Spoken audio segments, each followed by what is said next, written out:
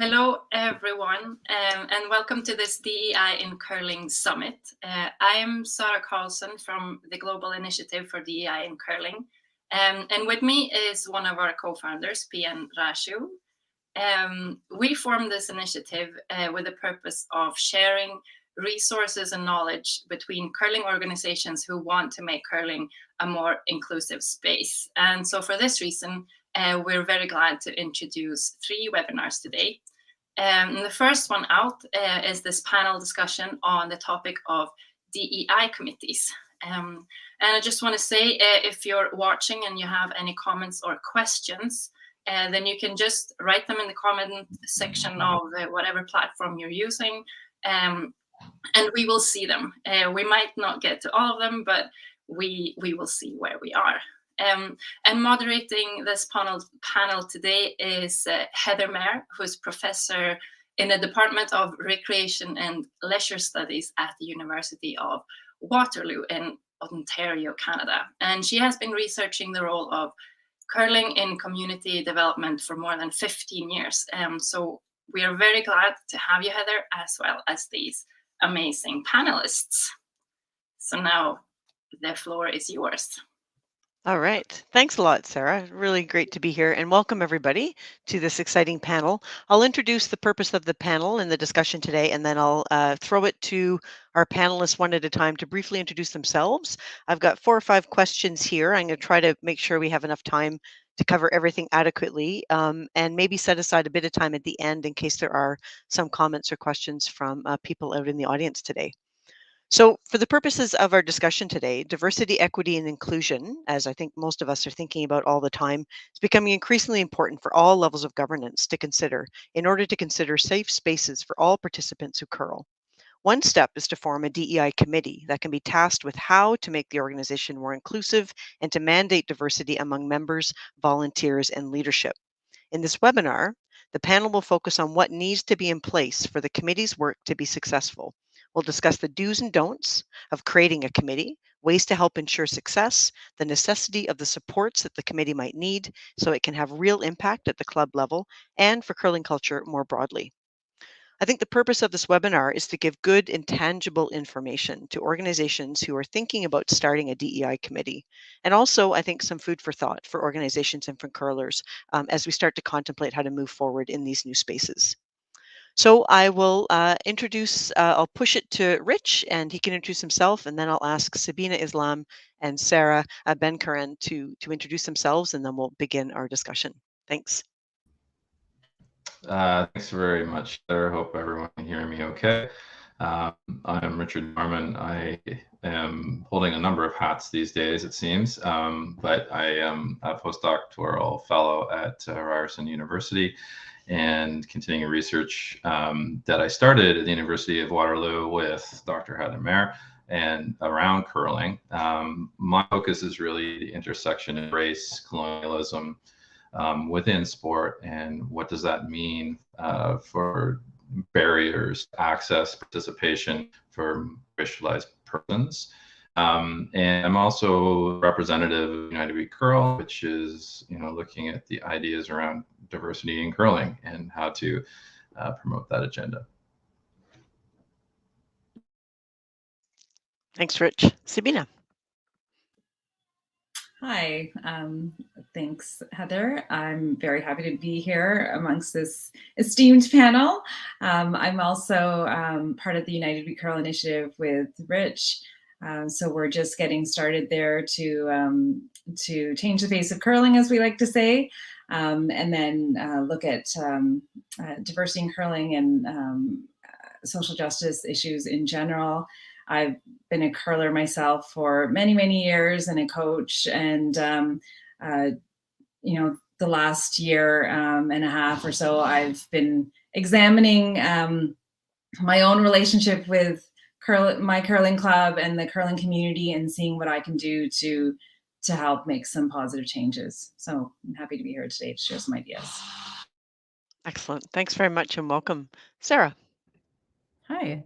Thank you for having me. I am Sarah Benkirane. I am in Montreal, Quebec, Canada. I'm finishing off my PhD in cross-cultural psychology. specifically looking at access to mental health care services for marginalized groups. I'm also a curler, and have curled for the last 15 years, I believe, and have always kind of had the issue of equity and diversity close to heart, and having the forum to be able to talk about it has been really special over the last year and a half with an incredible group of people. And so I have really the pleasure of being here and hopefully share some insight about starting a diversity committee at your club. I've been able to advise some clubs in Montreal about how to go about that, and excited to share what that looks like with folks watching today. Awesome. What a great start. Okay, so I think we can talk about big ideas, we can talk about practical ideas. My job is to make sure we try to get through as many things as we can in the time that we have. But I welcome, big thoughts, little thoughts, enthusiastic ideas. Hopefully people listening are going to take away something that they can make a change in their club or in how they behave in their club right away from the very beginning. So let's get started. And I'll throw this first to you, Sabena, and then I'll ask Rich and Sarah to follow up. So what should your organization think about when forming a committee to work with DEI? What conversations and work needs to be done before you form a committee? So that's a big one right off the bat. Sorry, I forgot to mention that I'm from Kingston, Ontario. So like personally, I think every club needs to have a DEI committee based on some of the stuff I've seen. But I think they need to do a little bit of work first. I wouldn't just jump right into it and say, let's get 5 people together and start. I think there needs to be some internal reflection for the club and the club's board and management before they take this step. I know it's really trendy right now to do, but you want to make sure that it's not just for show and tokenism, and that it actually has legs and is sustainable. So that would be my first thought. Although, on the flip side, you sort of want to strike while the iron is hot. Things are, this is very, it's very timely. And so you may get more traction with the board and people in positions of power. But I guess my advice would be to take it slow. So even if you start having those conversations, you don't need to change the world in the first season of the first year. Other conversations I would have right off the bat would be on, it may seem like semantics, but sort of, is it an advisory committee or is it a steering committee? What is the actual role of the committee, and what type of, I guess, clout or power will they have in terms of making actual change in the club? So I know there's people who are willing to do the work, but if you're going to invite people in to do the work, and again, it's just for show, so you can report that you have a committee, but you're not actually listening and hearing and making the changes that are being suggested, then you're wasting everybody's time. So do that, have those discussions up front about what type of change this committee can actually make in the club. Mm-hmm. And yeah, I guess those would be my big ones to start. Awesome. Great start. Yeah, I heard a lot in that, tokenism, power, language. What are you trying to achieve? Is it about sending a message, or is it really about affecting change? Rich, I know from your work that you've thought a lot about sort of this idea of kind of self-analysis, the way the club needs to look at itself as a space before it can start to think about being more welcoming to new members. So can you talk a little bit about the kind of self-reflection that a club needs to do and how that might unfold before they start this committee? Yeah, I can give a stab at that. Yeah, so I think that even before the contemplation about where you need to go in relation to these really core concepts of inclusion, equity, diversity, there needs to be a real structured way that you analyze the capabilities of what your club can do in relation to, like, integrating lots of different kinds of ideas. And it doesn't necessarily matter whether it's diversity and inclusion or something else. We have to be really respectful and understanding that the maturity of clubs and their ability to actually implement change is a function of what skills and capabilities they have, the readiness for them to actually do this kind of work, and what the capacity and appetite of the membership is to do this. So not every club is poised and ready to do these kinds of things. Not to say that they shouldn't try, but it's really being honest about how you're going to move forward before you get into this this contemplative side of it. From a real practical sense, I think there has to be champions within the structure of your organization, whether it's the board level, but it has to be at the senior leadership. Somebody who's really going to take this and follow through. And as Sabena was talking about, this can't be just a one-off thing that you're going to do within a month. So the reflection of how these values get sort of infused within the organization is a critical conversation that has to happen almost at every single level, including membership. And it can't be a one-off kind of thing. Now, I just had a recent conversation with a friend. We were talking about this, and it's like, well, why is this such a hard thing? Because realistically, what we're talking about is generally being human to each other, and creating spaces where everyone can, feel comfortable and belong. The difficulty with that is that we all have different relationships to the backgrounds, cultural backgrounds that we exist in. And some of those are, quote unquote, part of the dominant way that we see Canadian society belonging, the character that is associated with that. And if you're outside of that, that's a real challenging position to be in. So as you move forward, on a very practical level, once you have buy-in, I think, from all the different levels, senior membership, thinking about general managers, thinking about coaches, thinking about leagues and how they're going to uphold this value structure. Once that's done, then you have to have, real contemplative conversations about what is the actual environment that we exist in. What is that? How is that going to represent every person that comes in contact with the club? And how do we make that more open so that other people who come in to the environment that don't necessarily see themselves represented, don't feel like this is a space where they normally operate, how can that really be welcoming? And I think that's the part that's missing in a lot of the DEI work, as we sort of coin it, that it's all well and good to have a committee, and the committee can do certain things, and it's a very important step. But realistically, we're looking at organizational change. It's transforming the way that you approach the value structures that are upheld within the club and how those get that promoted through all of the membership. So, those are the bigger, sort of more conceptual things that you have to be aware of when you're looking at this kind of work around diversity, equity, and inclusion. And so, I would challenge everybody who's involved in saying, these are the kinds of things that need to be in place.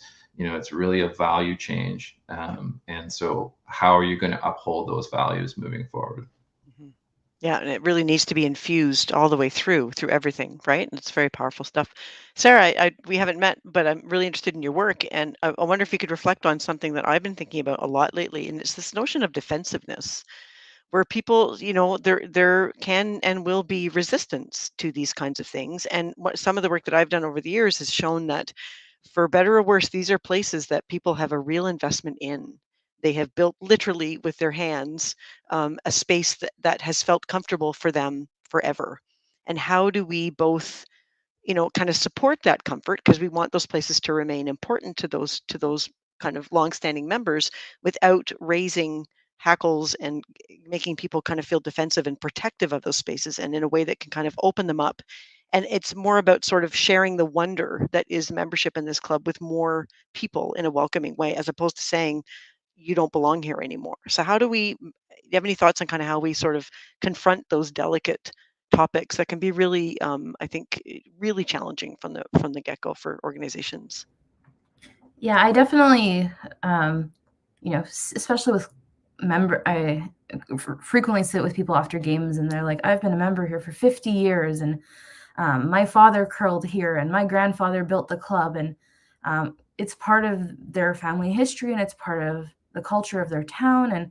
And of course, it's difficult to challenge something that's so ingrained in the meaning of what's meaningful to them in life.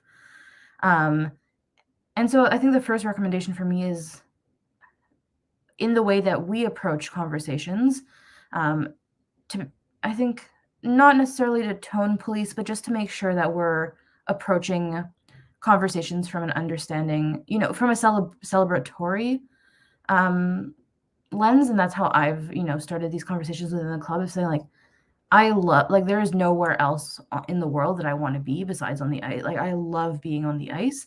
And I want more people to have the opportunity to be on the ice, because it's been such a powerful experience for me. And that's what I'm striving for ultimately, is to be able to share this experience with more people.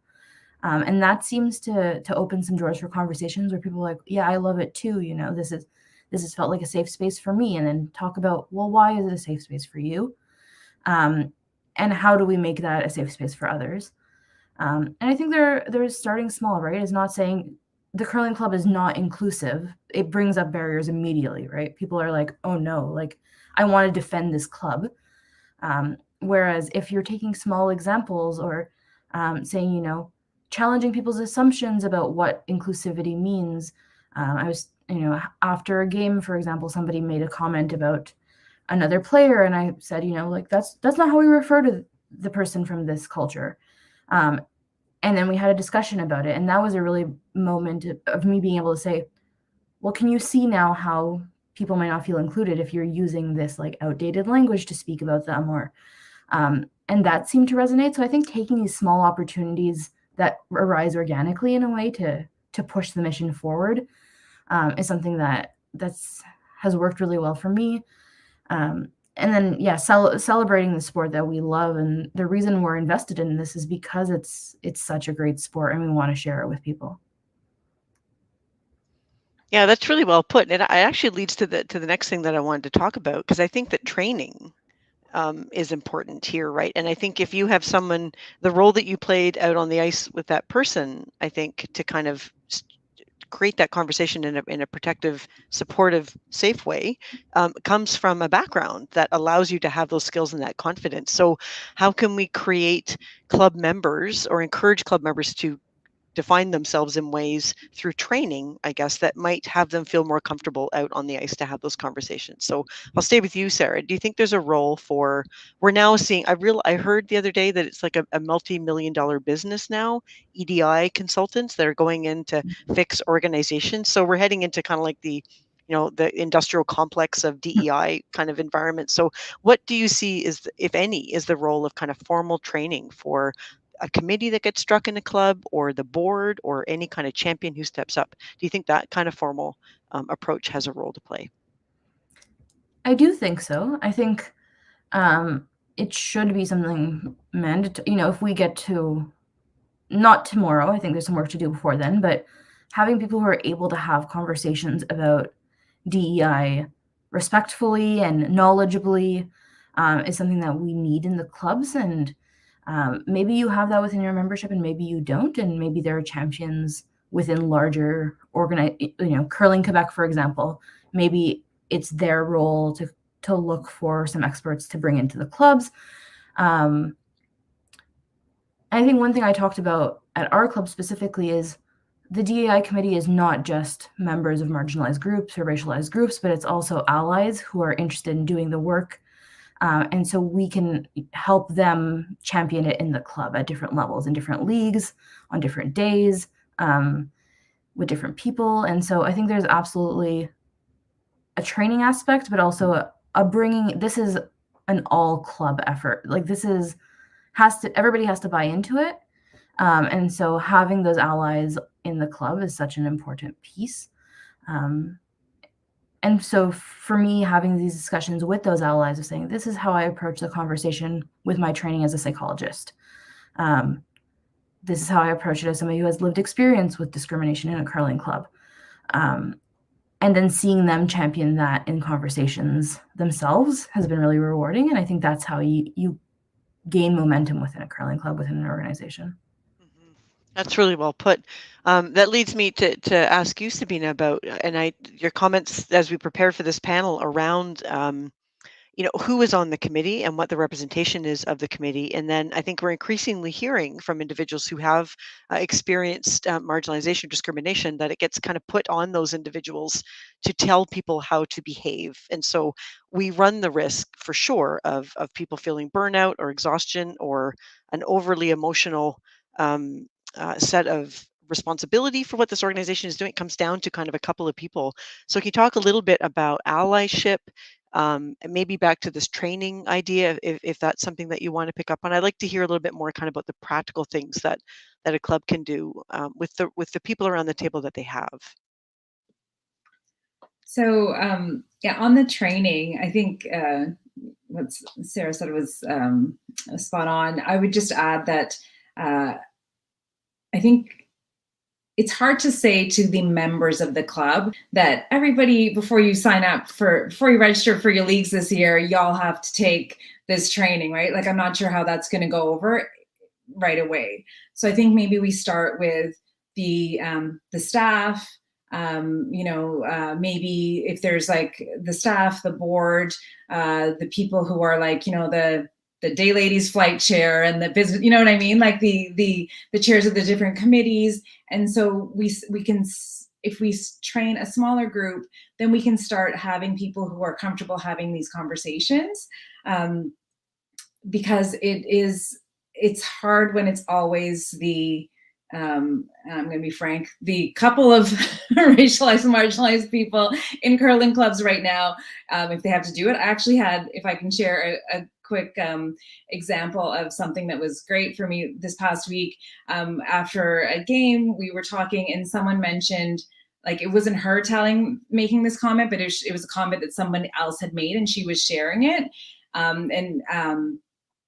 And it made me feel uncomfortable, but one of my teammates actually stepped in and said, it doesn't matter how old this person was, it's not appropriate what she said, right? And then, and I was like, thank you, because you always feel like you have to be the one who's stepping in. So that allyship in the club is super important, so that it's not always the racialized, marginalized person who is saying, well, okay, again, Sabena's offended by this comment, because it may not just be me, right? But I feel like I have to speak up because other people aren't speaking up. So that was like, I called her later again and said, thank you, because that meant the world to me that someone else said something. So definitely having the allies, but starting with a group who buys in already. So, and have them trained. But part of it is also then finding funding for that training. So most clubs are, trying to get by after COVID too. So how do we find that funding? And just something that I thought of yesterday was Kingston recently hosted the Briar. So we have the 50-50 lottery funding that is supposed to go for juniors. But something like diversity training can help everyone in the club, including juniors. So trying to tap into that type of funding if it's available, or looking at grants. I'm not sure how much actual funding clubs will have for this. And then you rely on the free help of the people who have a little bit of knowledge, but being able to think outside the box. And if we're going to be serious about this and the training, look at some funding sources, or like Sarah said, get the NSOs or PSOs to have those people that we can reach out to, and they would fund the training. That would be great. Yeah, I want to talk about sort of the upper levels.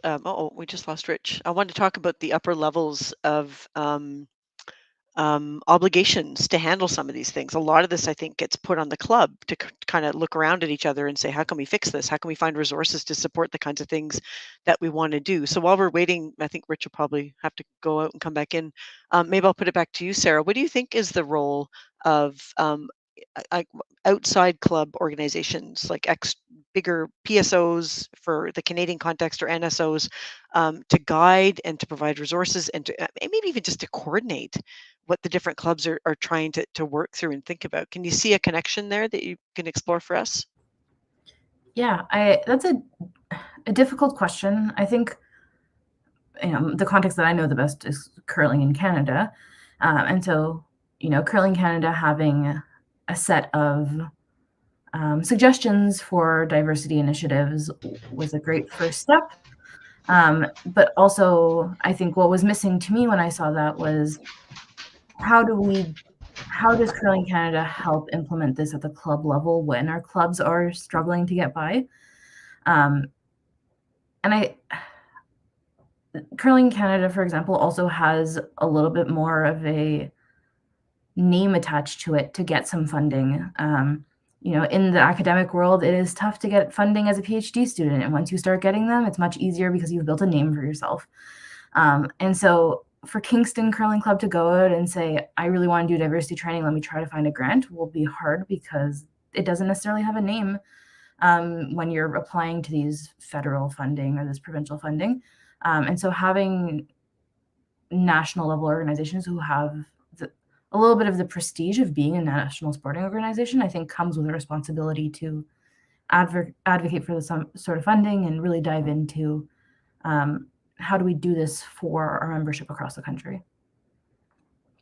Yeah, I think that's right. Just having the leverage in the first place is always a challenge for a small club. So, Rich, while you zipped out and came back in, we were talking about, a small club often thinks it bears the responsibility for some of these things. They have to kind of make this work on their own. And there are wonderful examples of clubs all over the place that are just trying some things to see what works. So those could be successful, or they could, I think, be disastrous and maybe create more problems than they should have. So what do you think is the role of mid-level organizations like the provincial sport organizations in the Canadian context or the national?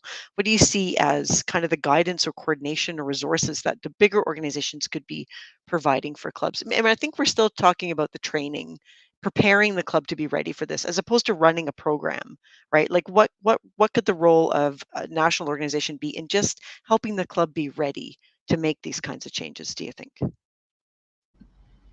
Yeah, I mean, even before we get to the sort of provincial and national level, I think it again comes down to the club and, really assessing what skills it has.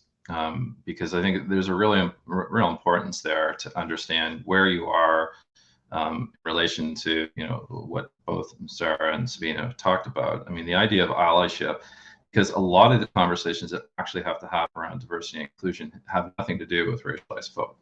And so it's not beholden on, having those people as the main, instigators of those conversations. And I think that becomes, how do you educate not only internally within, the sort of organizational structure, like the people in, on the board, senior leadership, volunteers, coaching, all that kind of stuff. But then, how does that, diffuse out into the membership?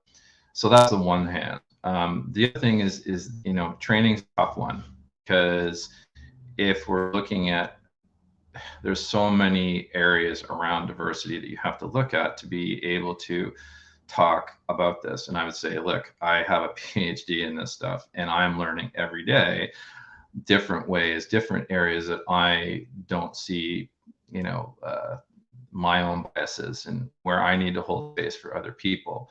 So to really put that on a club is hard. Even put that on a provincial or even a national level is also a challenge. Now, yeah, they have things possibly available to do these kinds of things, but then the challenges are those organizations, and we're looking at curling, so predominantly white organizations, are they even in position to understand what training is required, what kinds of gaps they see within their own skill sets to be able to be ready to have both the internal conversations within those organizations, how it rolls through their programming, their support structure, their funding structures, all those kinds of ways before they even get to, okay, now we're going to provide expertise to the clubs. So it's a real daunting task when you're thinking at that level. But there are very practical things we can do, because there's lots of resources out there right now to be able to help people to even start to, enjoy the lexicon that's around diversity, and how to approach people, how to open up space to have, meaningful, compassionate conversations with people, so that you can move that, value structure forward. And that's what I come back to. Like, I just don't see that there can be enough training in diversity. And even if you get a certificate in it, how does that help, meaningful change within the membership, when, other than having an expert that you can go talk to. And as both Sarah and Sabena talked, like, I mean, the racialized people are not always the people that you need to go to have those conversations. They're not the experts in every single form of diversity or inclusion within the club, or how to change equity. A lot of people just want to come and curl. So I think, that's where you have to, look within your organization, who's willing to take this stuff up. And then you can assess what kinds of educational gaps you have and where to go then and get that. And possibly it's funding, possibly it's just, extending it into your community. I would hesitate to think that there aren't, resources and consultancies that are out there that are willing to do this, even pro bono. And to help, manifest some change within, structure, just to get people thinking about that. Or you can send in researchers to do the same thing, apparently, and just to force that conversation. So look, it is I believe that yes, you need to prepare. You need to prepare to have these conversations. You need to prepare for what the actual activities are going to be. It's not just about changing the conversational side. It's like, how does this get then instilled in your delivery of youth programs, your delivery of leagues, opening up models for capacity within the club. And so that you can say, actually, we have to take away 2 hours from your, one night league, because we're going to create this new little entity that is going to be, a welcoming environment. And we're going to foster that as a way to move, in this area of equity. Long story short, the governing bodies have a real big role to play. I would say that they have work to do to get and the preparedness to be ready to have that role and to assume the role. I don't think there are certain organizations that have done a better job than others, and so I think that they need to be ready to really take that mantle on. Otherwise, they need to defer to other experts within the space, and rely on them to help them. Yeah, it's a good point. It doesn't always have to be internal, in-house. These things can exist outside for sure. Finding them and locating them is another challenge. Sabena, I know that you have some thoughts about the role of the organizations outside the club as well. Can you reflect on that a little bit for us? The roles of like the PSOs and NSOs, or Yeah. just in general? Yeah, that too. Yeah, so just, Rich probably said most of what I was thinking. He quite well. So I would just echo what Rich was saying in terms of there needs to be leadership from the NSOs and PSOs, and in the void that is there right now. Then we're hoping like groups like Global DI and Curling, United We Curl, that we can sort of try to pick up some of that slack. Icebreakers in the States but that's through USA Curling, so they are getting into clubs and doing stuff. Clubs need real guidance and help, and there needs to be that leadership at those levels, and they have the accessibility to the funding, they have the accessibility to staff. And I realize it's post COVID, or not post COVID, but we're still in the post the really bad year of COVID. At least clubs are open now, and people are worried about just keeping curling going. But everyone's also talking about diversity, equity, inclusion, but they're just talking about it and then expecting clubs to pick up the slack. And, you know, I just don't think that's an appropriate leadership structure. So maybe I'll just leave it at that. Yeah, I agree. I think it's problematic. We'll have to see kind of how it unfolds over time for sure. I'm thinking about so let's say the committee, the club feels ready and it feels it's got the pieces in place that it needs, and it strikes a DEI committee. And so tell me what you think that committee should look like. Who should be on it at a minimum? What kinds of, I don't know, enforcement powers or policy making powers should they have? What kind of processes do you think should be in place to make sure that the things that this committee is recommending or mandating, I don't know what that ground would look like, and how do we know that what they're doing is working? So what do you think about the practicality of these organizations? And I'll push it to you, Rich, quickly, and then I'll ask Sarah to jump in. Sure. And just a point of clarification, we're throwing a lot around some jargon apparently. So, you know, PSO and NSO stands for a provincial sport organization or national sport organization, just so that you know what we're talking about.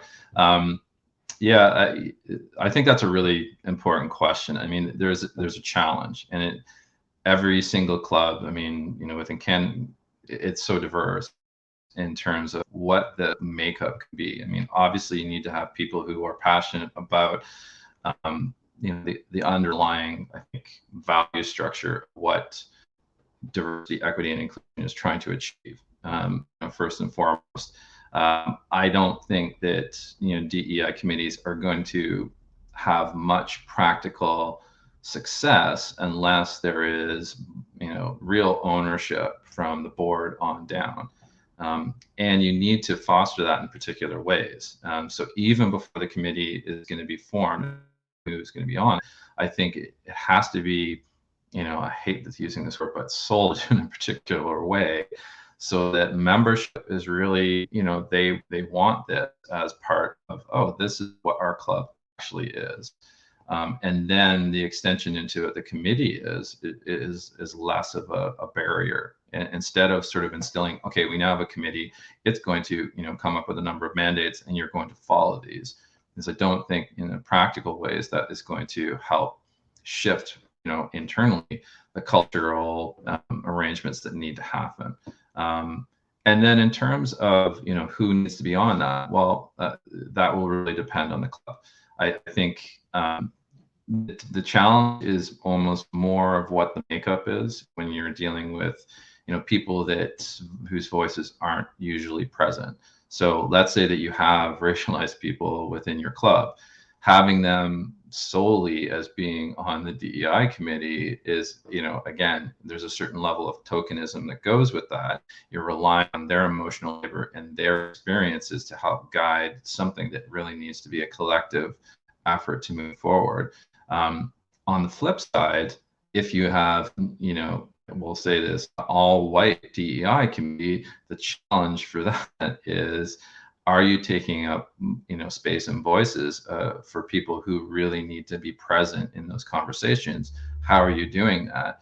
And are you then, you know, offering, you know, I will be blunt, a white savior role to help solve the issues of, you know, diverse and, you know, I hate to say it, most of the time when we look at racialized communities, it goes to disenfranchised communities rather than just, you know, racialized communities overall. I mean, there's lots of people out there, Black, brown, and other, that are wealthy enough and, you know, have the capacity to come and curl.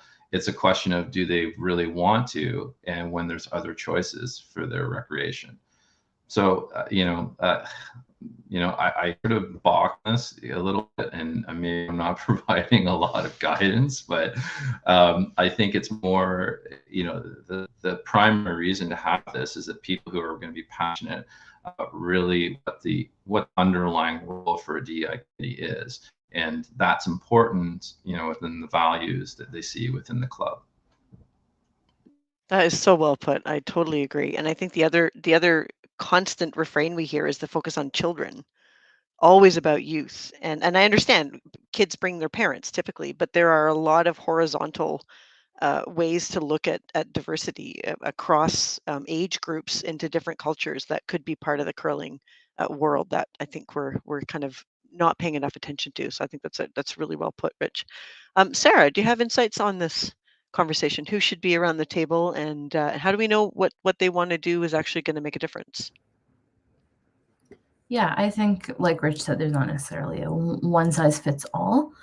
I do think one thing that is important is some sort of access or influence at the board level or at the leadership level within a club. And so if it's a board member being present at meetings or reporting to the board, having that access, because, or at least in my experience, because the board has so much leverage on kind of what happens at the club, is really important. I think it's also important not to approach people because they're racialized or marginalized. I've had somebody come to me once and be like, "You're Muslim, do you want to be part of our diversity initiative?" And I was like, "No, actually, not if you approached it like that." And so I think, creating a committee that is voluntary is important. You can't appoint people to a committee like this.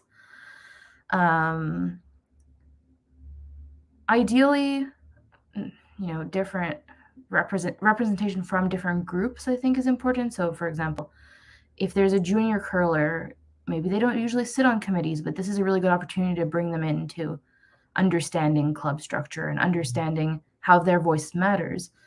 And so I think kind of a cross-sectional representation on a committee like this is really important and exciting. And then they can, again, champion it in their respective parts of the club.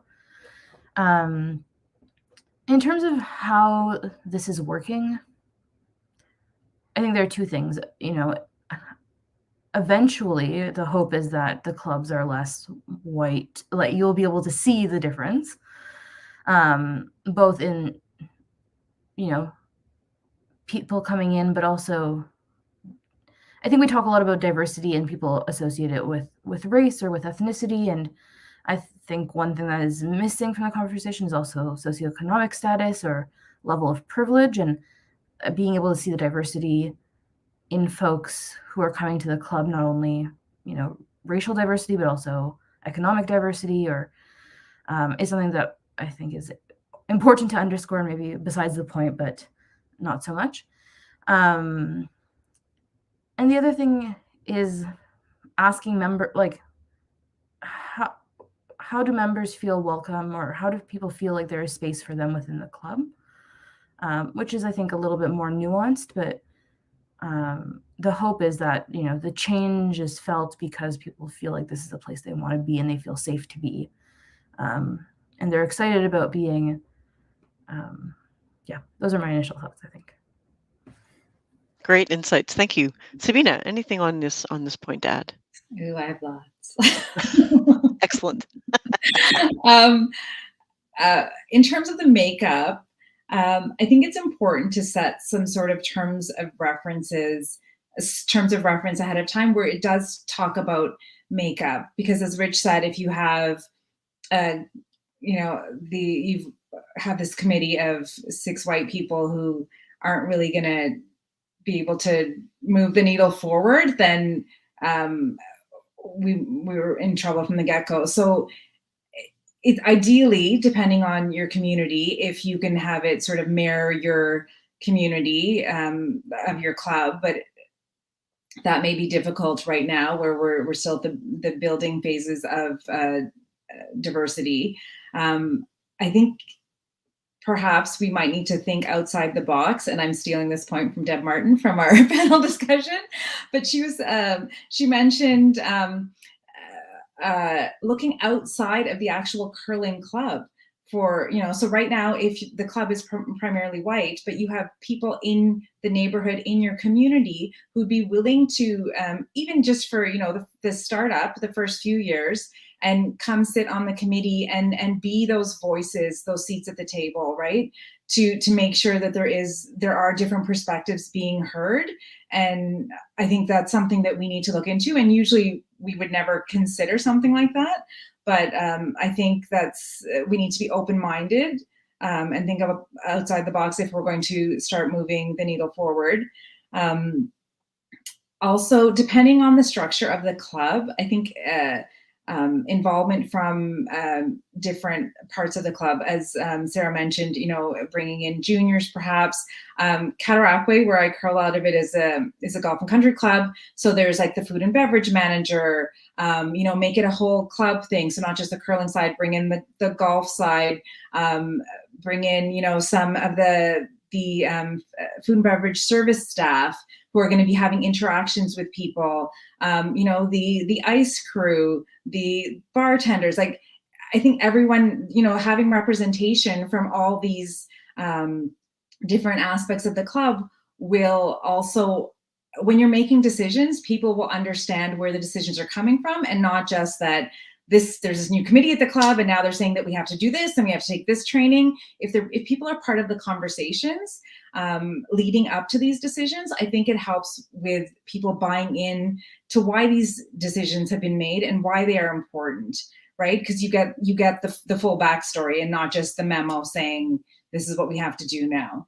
And I know, there's discussion about having the racialized people at the table or not, but I'm one of those people that will put my hand up because I want to make sure that there is a voice being heard. It is taxing and draining and takes a lot of time, but you will find people hopefully that will stick their hands up. And I think in terms of how we know we'll make a difference, I know with DEI, a lot of times it's pitched to clubs where, the old white population, like we can't rely on them anymore, and we need to bring the immigrants in, and we need this, and it's all financial. But I would hope that people look at it as not just a financial transaction and that it's good for money, that you look at it as a member of society, as Canadian society, and that this is a good thing to do as a member of Canadian society, and getting to know your neighbors and inviting your neighbors into something that, Sarah was talking about before, how something that has meant so much to all of us, and inviting people in to share those experiences. So don't just do it because of the money, do it because it's the right thing to do, and have those people at the table, because those are the people that I want at the table. And in terms of knowing if there's success, I think that goes back to when you're setting the terms of reference, and then when the committee sets hopefully some short-term goals and some long-term goals. And it's not just, we've brought in X number of more people from diverse backgrounds. It's, maybe we've done an audit of our club, and we've sort of walked through and seen, this imagery might be offensive to Indigenous people who come into the club. So we decided to take that down. Or, this bonspiel that we've hosted in the past probably isn't the most welcoming theme. So just like having an audit done could be part of a success goal type thing. Or we've had this much training done. So sort of setting goals that you can see success and have achievables especially in the short term, because you may not get the influx of 50 new people in the club the first year, but you've started laying the groundwork for success. And the team, the club, the environment will say, we have done things that we can say have been successful in this arena. And it's not just about bringing in more bodies. It's about setting the stage and making that long-term systemic change. Yeah, that's really well put. Thank you all. Those are really good suggestions. I want to ask one kind of up in the air, esoteric sort of question, and then we'll end on some practical notes. I think one of the things that this is begging, that I've been thinking a lot about lately, is this notion of membership. What is membership in a curling club? And when I started my research, it was you pay for a full year, you're cool 2 nights a week, You don't, if you're going away to Florida, we might let you possibly only pay for one half of the year, but everybody paid the same amount and everybody was in for the same amount of time. Everybody did the same thing. And I think for financial and other reasons, we started to kind of undo that a little bit, drop in leagues and these different things. But is there an opportunity here, and you may or may not agree, to rethink what a member is in a club? And I'll ask each of you to reflect a little bit on that. If it goes nowhere, we'll stop and I'll ask something practical, but it's just kind of where my head's been lately. I'd like to start with you, Sarah. I get the hard question first. I'm not sure I think my initial reflection is absolutely there must be a way to rethink what membership in a club looks like. And the one thing that comes to mind to me at first is the social member line in the membership form. And there doesn't seem, I'm always like, who's a social member and why? And I'm wondering if there's a way to build a community at the curling club that is about the game, but is also about the community. And so, at the end of the day, to me, a curling club, yes, it's on the ice, but it's also like a community center. And people spend a lot of time, if not more time, off the ice than on the ice. And so there are things that we can be doing to create a safe and a welcoming space that is off the ice as well. And how could that look? Could we have more times where members of the community come into the curling club space? Because it's a daunting space to come into and walk up the curling club stairs if you've never done it before. And everybody knows each other and no one. And so if there are ways to create spaces that create the curling club as a part of the community, then I think that is one step closer to making curling, the game, closer to the community. Love it. Absolutely. Totally agree. Rich? Yeah, I mean, I think interesting question. I'll take a little different approach to it because I think that when I look at membership, I also reflect back on this idea of capacity. And I think that there are issues when, for clubs that are, well below their capacity, and also for those that say, oh, actually we're full capacity. I mean, the notion of capacity reflects the model of how to deliver their activities in the club. So I think there's two sides to it. One is like, can you introduce new models of play that would reshape the capacity of your club so that you can invite different people in at different times. When I take a look at how soccer implements a lot of their activities, it's by league, right? And so that you pay per league, but what that gives you is the association with that club structure, right? So it gives you that social aspect if you want it. I mean, the clubs for soccer are a little bit different, but realistically, it could be the same sort of idea for curling.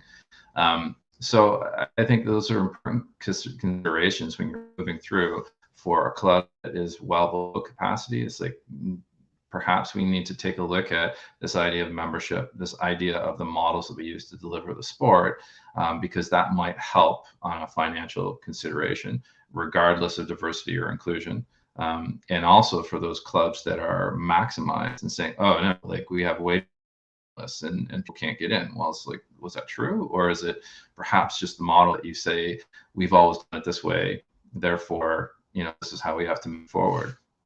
And then I think there's one of the things we have to remember is that, yes, there's a privilege in the idea of membership.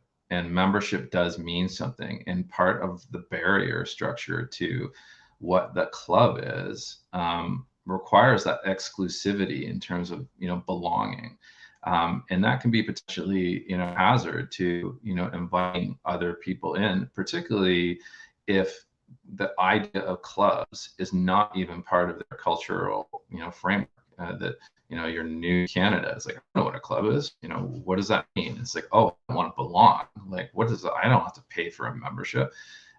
So to invite people that don't have that tradition associated with it, And then, I think that this sort of goes to the idea of reshaping the sport from the outside and inviting those different perspectives in, because you want to create a different culture that actually is inviting. Well, perhaps you need to look at that kind of model about how we actually deliver the sport. And this goes to all the way up the NSO, PSO level too, right? Can't you invite people from outside your sport in to help change it, to help, to expand on the perspectives, to expand on the way that you deliver things.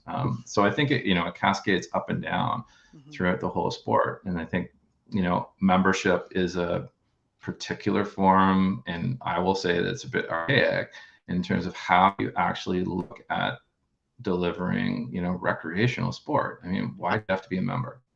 Yeah, good point.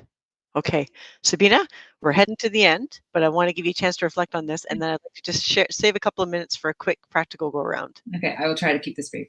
But I think basically we need to reevaluate the whole structure of club membership. So I totally agree, Heather.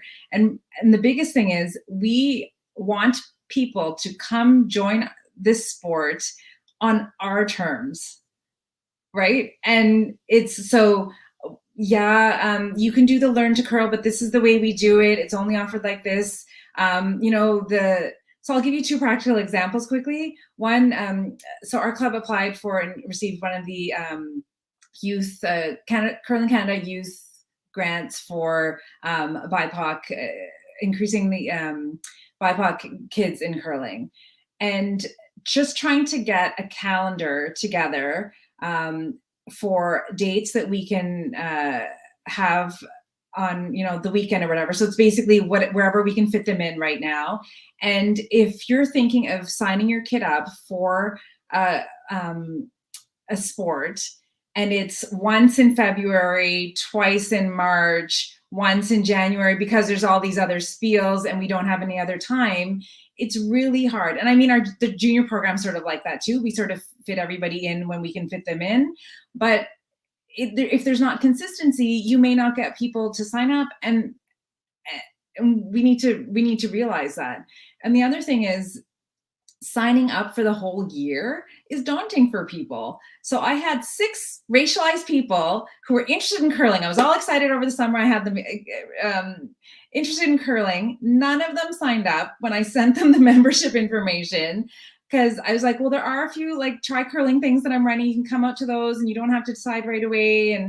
But once they found out we need to commit to 6 months and pay the fees for 6 months without even having stepped out on the ice and seeing if we like it. I mean, they could have signed up after one try curling, but we need to reevaluate.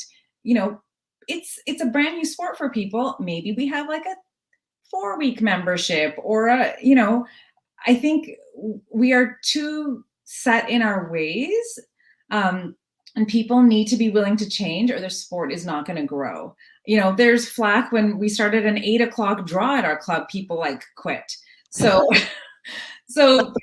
people need to be able to be flexible and, just clear the schedule and start from scratch, right? And what works best for the club, for bringing in new members, and everyone just needs to be open to that. And that's a challenge, because the current membership is not always open to change. Yep. Great points. Okay, that was excellent. You guys have blown my mind. I'm going to take the host's prerogative and buy us another 90 seconds. And if I can ask you each in 30 seconds to say one practical thing that people watching can take away to go and do or to think about, what would it be? I'll start with Sabena, and I'll ask Rich and then Sarah. 30 seconds. One practical thing. Sorry, 30 seconds. Basically, start maybe doing some legwork research yourself. There are a lot of resources. And then if you're interested in doing something at the club, approach the board, find maybe a little crew, approach the board, and take it slowly. Reach out to us at United We Curl. We can try to help. But just keep the conversation going and keep things moving forward. And you don't have to save the world in one day. Excellent. Beautifully put. Thank you. Rich. I would say buy-in from your leadership first. And the second thing I would say is don't just focus on BIPOC youth. Right. Reach out to the community. Adults and parents are probably even more influential in this space, and for whatever reason, we just decide that they are not the focus, because the going wisdom for most governance structures is if you bring in the youth, the parents will follow. That is actually not necessarily true. Yeah, well put. Thank you, Sarah. I think try to remember why you're doing this. And for me, the bottom line is I love this sport and I want it to continue and I want people to be part of it. And that's what makes me get up in the morning and do this work. And so find something that is meaningful and share that with others. Yeah, great. Good thinking. I'll offer one little thought too. People curl because someone invited them, period. They don't necessarily jump into the club because they watched an Olympic final. They come because someone invited them. So think about who is in your social network, who is in your sphere, and who you're inviting to the club. And if all of your friends are just like you, then those will be the people that you invite to the club. So I think we can all do a little bit of work building our networks out to invite different groups and to bring them into the curling world to share what we all love. No questions have come up. There are some nice comments about from Tara in particular, who's talking about different membership structures and the fact that I love this. As a white person, I don't really want to be involved with organizations that are monocultural either. Different membership structures lift all boats and they allow people to access it differently. So great thinking from Tara, or one contributor. I'm going to lose my job if I carry on much longer. So I will thank this excellent panel, fantastic discussion. Hopefully people found it informative, and it was a real pleasure to meet you this way and to be part of this conversation. Thanks. I want to say thank you as well. I thought that was really fantastic, and I hope our viewers really got some good information that they can take forward to their organizations. So thank you, Heather, Sabena, Rich, and Sarah for joining us. And to all of you listening, remember that just in half an hour, we have our next webinar where we're going to listen to Simon Barrick. And I think he's going to talk more about membership. So looking forward to that. So go get some snacks and some exercise or something, and we'll see you all back here in a little while. Thank you.